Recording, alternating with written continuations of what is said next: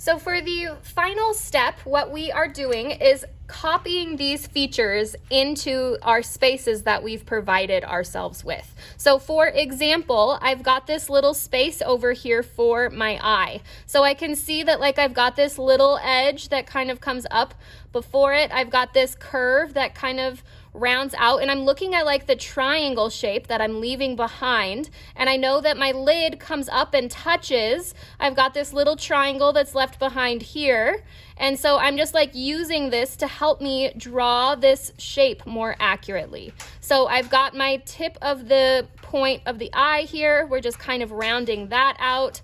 We're rounding this space, and then we've got the pupil that's coming up just right through here. So I'm just kind of using this to help me draw this eye in the correct location with the eyelid. Now moving over, we've got our nose that's touching right here. I see that like the nostril kind of comes out. We've got this curving around. We've got this nostril touching over here, this line that comes up right in the middle of this triangle. So I'm just like drawing out the basic shape of this little nose that we've got in between. And then I've got this that shows me right where my pupil is touching. This shows like the edge of the eye that's like coming down and around. So this is touching all the way up. We've got our pupil that touches right here. So that's really helpful, and I can see it comes out kind of at a slant. So I'm just using this to draw in my cat's eye features by looking at where it's actually touching like on my image. So I am using all of these grid lines now to draw things in the correct location. And so you are just going through, and sometimes your lines might be slightly off, and that means that you might need to adjust your lines to help make sure that everything is drawn as accurately as possible. But we've got this little line coming down that like makes a little smile coming out on the outside of this, dropping that down, and I know my tooth is right in this little intersection, so I know that that tooth goes there.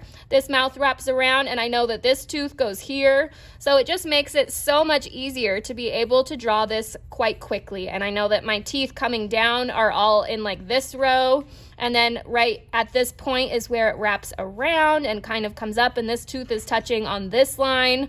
And so you can see it just like allows you to draw this much quicker than you would be able to without those lines. And it just is a quick measuring technique as well. So this all just happened very quickly to get a fairly accurate drawing of what we're going for here. So you are just using these lines, these grid lines, to help you draw in the remaining features, and then when you're done, you'll erase your extra pencil lines from your grid.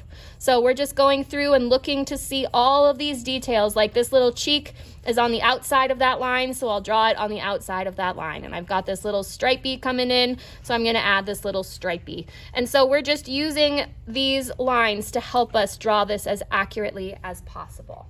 All right, okay, thank you.